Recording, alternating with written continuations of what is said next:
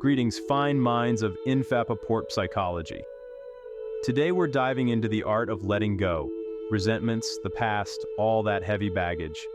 We've all been there, carrying the invisible weight of past hurts and disappointments.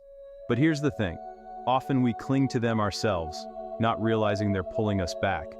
Ever feel like you're dragging a backpack full of rocks behind you? Every unspoken resentment, every "I'll never forgive them" adds another stone. He's getting heavier with each step. You don't have to carry it. You can just drop it. Today we're going to unpack this process and find freedom. Why is it so hard to let go? Our minds can be very stubborn.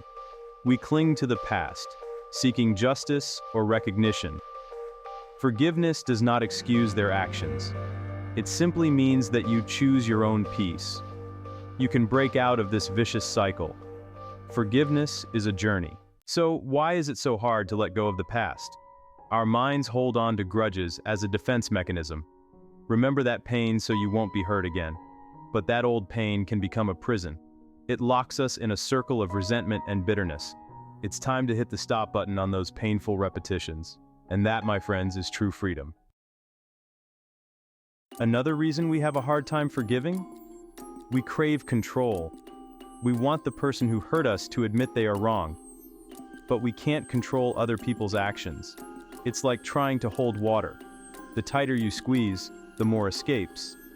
Forgiveness means accepting that we can only control ourselves. Let's be realistic, guys.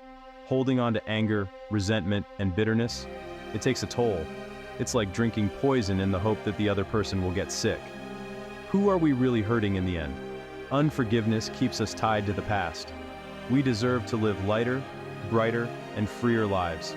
And forgiveness is the key to unlocking that potential. Let's talk about this emotional baggage. This is real, guys. It's not an abstract concept. It's a load of unresolved emotions. Anger, sadness, betrayal. It seeps into every aspect of our lives. It affects our decisions and our health. Emotions want to be recognized and let go. Ignoring them makes them louder. You can unzip them and let them go. The thing is, unresolved emotions don't sit quietly in place. They have this nasty habit of sputtering out, creating havoc in other areas of our lives. Remember that friend who betrayed you? This pain can make you wary of trusting again. Or the one where you were harshly criticized? This can leave you feeling terrified of putting yourself out there. But the good news is that you have the power to change this scenario. You can choose to see the world with fresh eyes. Imagine you're chained to a heavy anchor, and you can't move forward. That's what it's like to hold on to past hurts. Forgiveness brings joy and freedom. This is not a weakness, but an act of self-love. Choose well-being over resentment. Declare, "I deserve peace." Step into the freedom of forgiveness. Okay guys, let's be realistic for a minute. We can't heal what we don't recognize. It's like trying to heal a broken leg by pretending it doesn't hurt. The first step to forgiveness is to admit to ourselves that we have been hurt. Recognizing pain, anger, betrayal, all those emotions we'd rather sweep under the rug. But if those old wounds are still festering, they will continue to make themselves known. Start by simply admitting the truth about what happened. Say it out loud. I've been hurt. I was hurt. You know what's amazing about emotions? They become much less scary when you give them a name. It's like turning on a light in a dark room. What exactly do you feel? Is it anger, resentment, sadness, betrayal? Get a journal, talk to a friend, or talk to yourself in the mirror? Name these feelings without judgment. Allow those emotions to breathe. When we try to suppress our emotions, they don't magically disappear. They just go underground, fester, and build up pressure until they come out in an unhealthy way. But when we recognize them, we take away their power. We create space for healing. Allow yourself to fully feel these unpleasant emotions. Feel the anger. Feel the sadness. Don't shy away from it. I know it sounds crazy. Our instinct tells us to dull the pain, to distract ourselves. But healing requires feeling. Immerse yourself in the discomfort, acknowledge it. Don't ignore emotional wounds. They deserve the same care. Allow yourself to cry, to scream, to write down your feelings. Don't judge yourself for your feelings. This is a temporary stop on the road to healing. So, guys, let's talk about that P word, forgiveness. I know what you're thinking. Ruslan, do you want me to forgive that asshole who did the insert horrible thing? Are you crazy? Forgiveness is not about making excuses for bad behavior. This is about you, freeing yourself from the grip of resentment and bitterness. Holding on to anger is like drinking poison, hoping the other will get sick. Who's suffering? You are. Forgiveness is choosing your peace and freedom. One of the biggest stumbling blocks to forgiveness? Our deep-seated desire for justice. We want the person who wronged us to suffer, to pay for their actions. We become self-proclaimed judges, juries, and sometimes even executioners. But here's the thing about justice, it's a slippery slope. We cannot control the karma system of the universe. Step down as judge, my friends. Focus on your own healing. Okay guys, let's be honest. We've all fantasized about getting revenge. It's natural, it's human, but revenge is rarely as pleasant as we imagine it to be. It often has the opposite effect, leaving us more devastated. It's like drinking salt water. You'll end up feeling even more exhausted. Revenge keeps us tied to the past. It prevents us from truly moving on. So what's the alternative? Focus on your own healing. Channel your energy into something positive. Remember, the best revenge is to live well. Section 4. Tame your inner control freak. We can't control other people. We can't force someone to apologize or change their behavior. The more we try to control, the more frustrated we become. It's like trying to hold water. The tighter you squeeze, the more escapes. Give up the need to control every outcome. Section 5. Hello, future, farewell, offenses. Holding on to grudges? It's like hitting the repeat button on an old, depressing song. By dwelling on the past, we stay in it. So how do we hit the forward button on our lives? Focus on what lies ahead, not what is left behind. Let's debunk a few common myths about forgiveness. Forgiveness is often misunderstood. Myth number 1, forgiveness means forgetting. No, not even close. You don't need to erase the past. Myth number 2, forgiveness is a one-time event. It is a process that unfolds over time. Myth number 3, forgiveness means reconciliation. Forgiveness is for you, not for the other person. That doesn't mean you have to invite him back into your life. Sometimes the healthiest choice is to forgive from a distance. Forgiveness is choosing peace over resentment. Here's a powerful concept: radical acceptance. It means accepting reality as it is, without judgment, without resistance, without wishing things were different. Radical acceptance doesn't mean making excuses for bad behavior or pretending it's okay. It simply means recognizing that what's done is done. We can't change the past, but we can choose how we treat it. Radical acceptance is finding peace in the present moment, even when life gives us unpleasant surprises. Here's a powerful shift in perspective, moving from a victim mindset to a winner mindset. When we identify with victims, we give away our power. We allow the past to define us, control our emotions, and dictate our future. But here's the thing, you're not what happened to you. You are not your past. You are resilient, you are courageous, and you have the power to choose a different scenario. By focusing on what we can control, our thoughts, our feelings, our actions, we reclaim our power. Forgiveness is not about letting the other person get away with it. It's about freeing yourself. It's about making the choice to live a life defined by joy, not pain. You know, guys, I've witnessed the transformative power of forgiveness myself in my work as a therapist. People come in carrying so much pain, so much anger. When they decide to let go, it's like watching a flower bloom. I remember one woman I was in contact with after her painful divorce. She realized that her anger was holding her hostage. In the end, she decided to forgive for her own sake. Another story that sticks out in my mind is about a young man who came to me struggling with intense anger and resentment toward his father. His father was emotionally detached throughout his childhood that made him feel abandoned and unworthy of love. He carried that pain with him into adulthood. By letting her poison her relationship, and destroy her own happiness. But as we explored his feelings, he began to realize that forgiveness was not his father, it was himself. It was about breaking free from the shackles of resentment that held him captive for so long. Forgiveness didn't erase the pain of the past, but it changed the way he felt about him.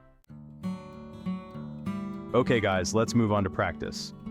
One of the most powerful tools is journaling. Think of it as a brain unload. Grab a notebook and start writing. Just let the thoughts pour out onto the page. Be honest and open. You know guys, our mind is a powerful thing. We can use it to dwell on negativity, or we can train it to nurture peace and forgiveness. And one of the most effective ways to do it? Visualization. Think of it as creating a mental movie. Find a quiet place where you can relax and close your eyes. Take a few deep breaths, inhaling peace and exhaling tension. Now imagine you are standing in front of the person you need to forgive. See his face, his posture, his expression. Then visualize yourself reaching out to him for forgiveness. It could be a simple gesture, a warm hug, or even just a silent acknowledgement. Imagine releasing him from the burden of his actions, freeing yourself from the weight of resentment. Pay attention to how your body feels when you do this. Allow yourself to savor that sense of peace and freedom. Look, forgiving is not like heating up food in the microwave. It's not instant gratification, you know? It's not a sprint, it's a marathon. You may have moments where you think, boom, I forgave that asshole. And then, bam, you're hit with a wave of anger. Don't beat yourself up about it. It happens. Forgiveness is a process, not a destination. Think of it as learning to play the piano. It takes time, practice, and patience. So give yourself an indulgence. Keep trying and trust that you are moving in the right direction. While you are on this journey to forgiveness, remember to be kind to yourself. Treat yourself with the same compassion and understanding you would show a dear friend going through a difficult time. Don't berate yourself for how you feel. It's normal to be angry, sad, resentful. All of these messy emotions are part of the human experience. Acknowledge them, respect them, and then gently guide yourself back to love and forgiveness. Remember, my friend, you are worthy of love and forgiveness, especially from yourself. So, you guys have done the work. You have looked into the face of pain, accepted forgiveness, you're on your way to emotional freedom. High five. But here's the thing. Forgiveness doesn't mean becoming a doormat or letting people wipe their feet on you. It's about learning from the past, so you can create a brighter, healthier future. Just because you forgave someone doesn't mean you should welcome him back into your life with open arms, especially if he hasn't changed his toxic tango.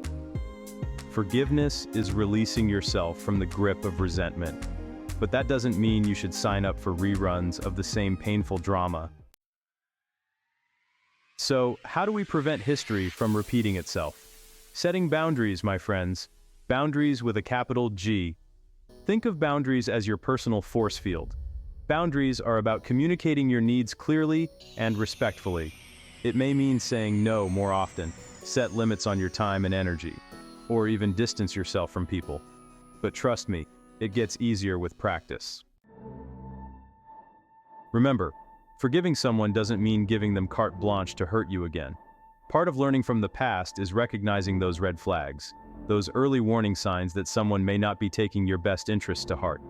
Red flags come in all shapes and sizes, but here are a few common ones to watch out for. They are constantly criticizing you or demeaning you. They are always trying to control you or manipulate you. They don't respect your boundaries or your feelings. Trust your intuition, my friend. If something seems wrong to you, it probably is. Remember, you deserve to be with people who inspire you, support you, and make you feel comfortable. One of the most liberating words? No. It's a simple word, but it carries tremendous power. When you say no to something that doesn't serve you, you are saying yes to yourself, your well-being, your dreams. I know saying no can be difficult, especially if you're a natural-born, eager-to-please person. You may worry about hurting someone's feelings, disappointing them, or even making them angry. But here's the thing. You can't please everyone. You don't have to. It's okay to put your own needs and desires first. Look guys, forgiveness is a journey, not a solo expedition. You don't have to walk this path alone. In fact, sometimes the bravest and strongest thing you can do is reach out for support. Think about it. When you have a physical injury, you see a doctor, right? So why are we hesitant to seek help for soul wounds? There is no shame in asking for help, whether it's from a trusted friend, family member, therapist, or support group. Talking about what you are going through can be incredibly healing. You know what they say? It takes a village to raise a child. And when it comes to healing and forgiveness, it's important to surround yourself with a supportive tribe. Your tribe doesn't have to be huge. It just needs to be filled with people who inspire you, support you, and accept you for who you are, with all your flaws. These are the people who cheer for you when you win, offer a shoulder to cry on when you're sad, and remind you of your awesomeness, even when you forget it. These are the ones who understand you, who have been through similar things, who understands the difficulties of forgiveness and personal growth. They are your fans, your confidants, your accomplices on this crazy journey called life. Sometimes, even with the best support system in the world, we may need a little extra help, and that's where a therapist can come in handy. Think of a therapist as a personal trainer for your mind. It can help you identify unhealthy thought patterns, develop coping mechanisms, and create an action plan for healing and growth. It can also provide a safe, non-judgmental space to explore your feelings, work through past traumas, and develop strategies for setting boundaries and cultivating healthier relationships. There's no shame in seeking professional help, folks. In fact, it's a sign of strength and self-awareness. It shows that you care about your own well-being and are willing to do whatever it takes to heal and grow. So, you're ready to ask for support? That's great, but where to start? Well, you have options, my friend. Lots of options. Trusted friends and family members. Sometimes the best support comes from the people who know us best. Support groups. Connecting with those who have gone through similar experiences can be incredibly valuable and inspiring. Online forums and communities, the internet can be a great resource for finding support and connecting with like-minded people. Religious or spiritual organizations. Many churches, temples, and other spiritual communities offer support groups and counseling services. Remember that asking for help is a sign of strength, not weakness. It is a testament to your resilience, your self-awareness, and your determination to live a happier, healthier life. That's it, folks. Forgiveness. Freeing yourself from the shackles of resentment, anger, and pain to regain my strength, peace, and joy. Imagine dropping that nasty stuff. Feel the lightness. That's the power of forgiveness. If you like this video, give it a like and subscribe to the channel. Share your stories of forgiveness in the comments. Your experience may become useful for others. Share your stories, ask questions. We'll be sure to discuss them in the next videos. Subscribe to the INFAPORTPSYCHOLOGY channel so that you don't miss new useful episodes. Remember, forgiveness is your path to a free and happy life. Subscribe, and we will continue our journey to personal growth and inner peace.